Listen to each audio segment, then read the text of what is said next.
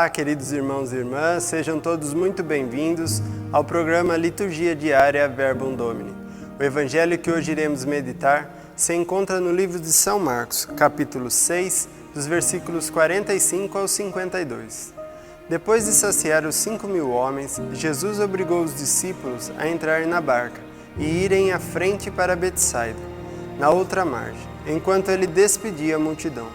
Logo depois de se despedir dele, subiu ao monte para rezar. Ao anoitecer, a barca estava no meio do mar e Jesus sozinho em terra. Ele viu os discípulos cansados de remar, porque o vento era contrário.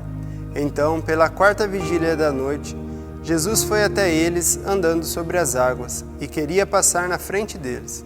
Quando os discípulos o viram andando sobre o mar, pensaram que era um fantasma e começaram a gritar. Com efeito, todos o tinham visto e ficaram assustados. Mas Jesus logo falou: "Coragem, sou eu, não tenhas medo." Então, subiu com eles na barca e o vento cessou. Mas os discípulos ficaram ainda mais espantados, porque não tinham compreendido nada a respeito dos pães. O coração deles estava endurecido. Palavra da salvação. Meus irmãos, poderíamos dizer que este evangelho seria uma cena de filme de terror. Fico imaginando, tudo estava escuro, porque era a quarta vigília da noite, aproximadamente 3 horas da manhã. Jesus provavelmente estava vestindo uma túnica de cor clara. No escuro, você só enxerga uma roupa vindo em sua direção. Quem não se assustaria? Mas eu gosto do bom humor de Jesus. Ele sabia que os discípulos iriam se assustar, mas ele vai tranquilamente andando sobre as águas e ainda como se fosse adiante. E os discípulos? Vai dizer o Evangelho que eles estavam tomados de pavor, pois não tinham compreendido o milagre dos pães. E como eles ficaram, vendo Jesus andando pelas águas? Se fosse escolher um gênero para esse Evangelho, eu diria que seria comédia e não terror. Mas como se trata da Sagrada Escritura, Jesus quer nos ensinar algo com esse acontecimento. Jesus e os discípulos estavam cansados.